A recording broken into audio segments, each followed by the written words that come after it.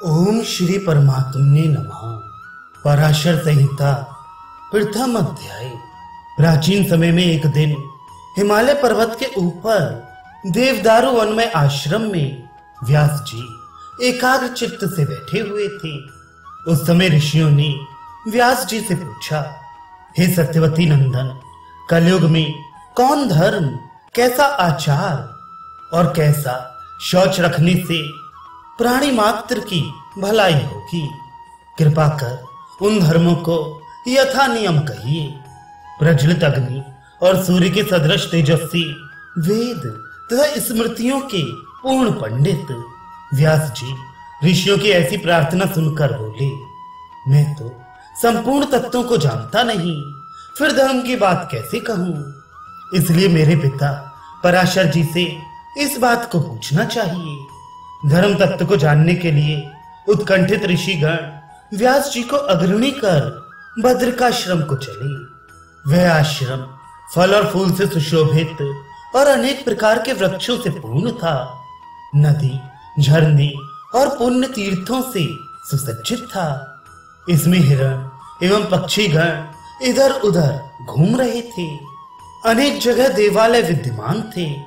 यक्ष, गंधर्व और सिद्धगण चारों ओर नाच और गान कर रहे थे। उसी आश्रम में पराशर जी बैठे थे। उस समय ऋषियों की सभा लगी थी। पराशर जी प्रधान प्रधान मुनियों से वेष्टित थे। उसी समय व्यास जी भी सब ऋषियों को लिए पराशर जी के पास पहुंचे। उचित प्रदक्षिणा और प्रणाम कर व्यास जी ने पराशर मुनि की स्तुति करके पूजा की। इसके बाद महामुनि पराशर जी ने प्रसन्न होकर ऋषियों से कुशल मंगल पूछा। व्यास जी और ऋषिगण बोले, हम सब सकुशल हैं।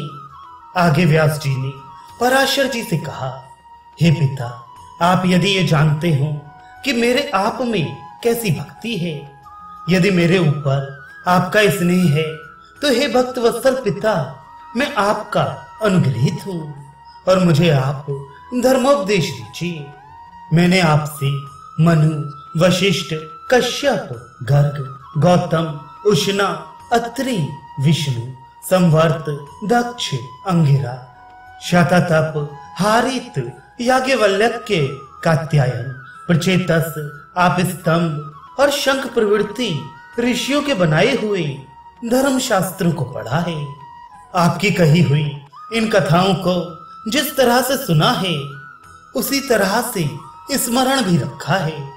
पर उपरोक्त धर्म शास्त्र सत्य, त्रेता और द्वापर युग के लिए ही बनाई गई हैं। सतयुग में तो सभी धर्म थे, पर कलयुग में सभी धर्म नष्ट हो गए हैं। इसलिए चारों वर्णों का कुछ कुछ साधारण धर्म कहिए। व्यास जी की बात समाप्त होने पर मुनि प्रधान पराशर जी ने धर्म का स्थूल और सूक्ष्म निर्णय विस्तार रूप से कहना प्रारंभ किया। हे पुत्र व्यास, हे ऋषिगण, मैं धर्म कथा कहता हूं, आप लोग सुनिए। सभी कल्पों में प्रलय के अंत में फिर नवीन सृष्टि होती है। उस समय ब्रह्मा, विष्णु, महेश, स्मृति और सदाचरण भी निर्णय होता है। कल्पांतर होने पर दूसरे कल्प में कोई वेद कर्ता निर्दिष्ट नहीं होता। चतुर्मुख ब्रह्मा वेद के स्मरण कर्ता स्वरूप होते हैं। मनु भी दूसरे कल्पों में धर्मों के सारणाधिकारी होते हैं। सतयुग में धर्म दूसरे ही रूप से रहता है, त्रेता और द्वापर में दूसरे ही, और कलयुग में कुछ और ही प्रकार का होता है। सतयुग में तपस्या, त्रेता में ज्ञान, द्वापर में यज्ञ और कलयुग में केवल दान ही प्रधान है। सतयुग में मनु संपादित, त्रेता में गौतम संपादित, द्वापर में शंख लिखित एवं कलयुग में पराशर मुनि प्रणीत धर्म प्रधान है। पापी का संसर्ग बचाने के लिए सतयुग में देश, त्रेता में गांव, द्वापर में कुल और कलयुग में केवल पापी ही का परित्याग करना चाहिए। सतयुग में पापी के साथ वार्तालाप, त्रेता में दर्शन, द्वापर में पापी का अन्न ग्रहण करने से और कलयुग में अपने कर्म द्वारा मनुष्य पतित होता है। सतयुग में श्राप का फल तुरंत, त्रेता में 10 दिन में, द्वापर में 1 महीने में और कलयुग में 1 वर्ष में मिलता है। सतयुग में दान लेने वाले के समीप जाकर, त्रेता में बुलाकर, द्वापर में यदि दान ग्रहीता याचक होकर आए तब, और कलयुग में जो सेवा करे दान देना चाहिए। दान लेने वाले के पास जाकर दान देना वही उत्तम, बुलाकर देना मध्यम, याचक को देना अधम और सेवा करने वाले को देना निष्फल दान कहलाता है। सतयुग में अस्थिगत, त्रेता में मांसगत, द्वापर में रुधिरगत और कल में अन्न आदि में मनुष्य का प्राण रहता है। कलयुग में अधर्म से धर्म, मिथ्या से सत्य, सेवक से राजा और स्त्री से पुरुष पराजित रहते हैं। कलयुग में अग्निहोत्र यज्ञ अवसन्न हो जाता है, गुरु पूजा नष्ट हो जाती है और स्त्रियां कुमारिका अवस्था ही में संतान प्रसव करने लगती हैं। जिन जिन युगों में जो जो धर्म व्यवस्थित हैं, जिन जिन युगों में ब्राह्मण लोग जो जो आचरण करते हैं, इसके लिए ब्राह्मण देवों की निंदा ना करना चाहिए, क्योंकि वे ही युग स्वरूप हैं। मुनियों ने युग भेद से सामर्थ्य भेद भी किया है, किंतु कलयुग में प्रायश्चित ही श्रेष्ठ है। आज मैं कलयुग का वही धर्म धारण करता हुआ आप लोगों से कहता हूं, मुनिवर, आप लोग कलयुग के 4 वर्णों का आचार सुनिए।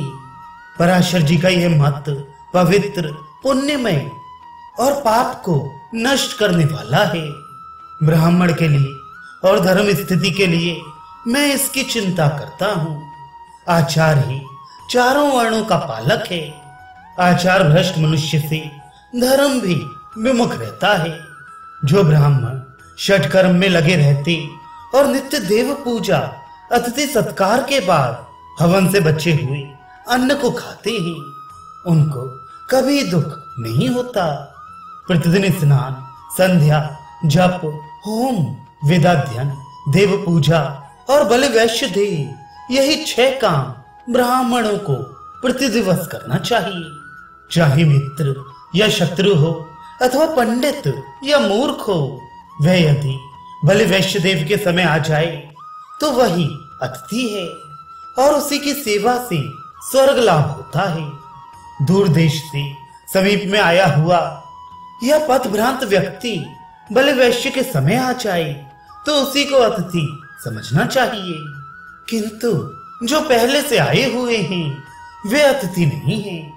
अतिथि के गोत्र, आचरण, स्वाध्याय और व्रत, इन किसी विषयों को ना पूछ करके हृदय से उसका सत्कार करना चाहिए, क्योंकि अतिथि सर्वदेव स्वरूप है। परिवार के साथ और अपने कार्य के लिए आए हुए एवं एक गांव के रहने वाले ब्राह्मण भी अतिथि नहीं कहे जा सकते, क्योंकि जो रोज नहीं आते हैं वे ही अतिथि कहलाते हैं। जो पहले अतिथि नहीं हुए हैं, व्रतनिष्ठ ब्राह्मण और विद्याभ्यास में तत्पर ब्राह्मण, ये तीनों अपूर्व अतिथि कहलाते हैं। भले वैश्य के समय यदि कोई भिक्षुक आ जाए तो वैश्य देव के निमित्त रखे हुए अन्न से निकाल भिक्षुक को देकर विदा करना चाहिए। यदि इसी भांति ब्रह्मचारी भी आ जाए तो वे दोनों ही पकवान के स्वामी होते हैं। इन दोनों को ना देकर भोजन करने से चांद्रायण व्रत करना होगा। पहले भिक्षुक के हाथ में जल देना, उसके बाद अन्न देना, अंत में फिर जल देना। ऐसा करने से भिक्षान मेरु तुल्य और जल समुद्र तुल्य हो जाता है। कदाचित वैश्य देव में कोई दोष हो जाए तो भिक्षुक उसे मिटा सकता है, पर भिक्षुकृत दोष वैश्य देव नहीं मिटा सकते हैं। जो द्विजाति बिना बलि वैश्य के भोजन करते हैं उनका सभी निष्फल हो जाता है और अंत में अपवित्र होकर वे नरक में पड़ते हैं। जो मनुष्य सिर पर पगड़ी आदि रखकर दक्षिण और मुख कर और बाएं पैर पर हाथ रखकर भोजन करते हैं। उनके भोज्यान्न राक्षस खा जाते हैं। जो यति को सोना, ब्रह्मचारी को पान और चोर को अभयदान देने वाले होते हैं, वे दानी होने पर भी नरकगामी होते हैं। भले वैश्य के समय यदि कोई अतिथि आ जाए और वह पापी, चांडाल, ब्रह्मघाती अथवा प्रथंता क्यों ना हो, पर वह स्वर्ग देने वाला होता है। जिसके घर से अतिथि निराश होकर चले जाते हैं, उस मनुष्य के पितृगण 1000 वर्ष उपवास करते हैं। जो ब्राह्मण वेद पारदर्शी अतिथि को अन्न नहीं देकर स्वयं भोजन कर देते हैं, वे केवल पाप राशि खाते हैं। ब्राह्मण का सुख कांटा और जल से रहित खेत है। उसी खेत में जो कृषि का बीज बोया जाएगा, वही संपूर्ण फल को देने वाला होगा। अच्छे खेत में बीज बोना चाहिए और सुपात्र को दान देना चाहिए। अच्छे खेत और सुपात्र में जो कुछ छोड़ा जाएगा, वह व्यर्थ ना होगा। जिस जगह के ब्राह्मण झूठ बोलते हैं, पाठाभ्यास नहीं करते और भिक्षा मांगकर अपनी जीविका निर्वाह करते हैं, उस गांव के रहने वाले मनुष्यों को राजा दंड दे, क्योंकि ग्रामवासियों ही ने इस तरह के चोर का पालन किया है। क्षत्रिय प्रजा की रक्षा करें, अस्त्र ग्रहण पूर्वक प्रचंड भाव से शत्रु को पराजित करें और धर्मानुसार पृथ्वी का पालन करें। लक्ष्मी खूब दृढ़ता पूर्वक स्थापित होने पर भी वंश परंपरा के क्रम से ठहरती नहीं है। उन्हें खड़ग के द्वारा आक्रमण करके भोग कर सकते हैं, क्योंकि वीर पुरुष ही इस पृथ्वी को भोग सकते हैं।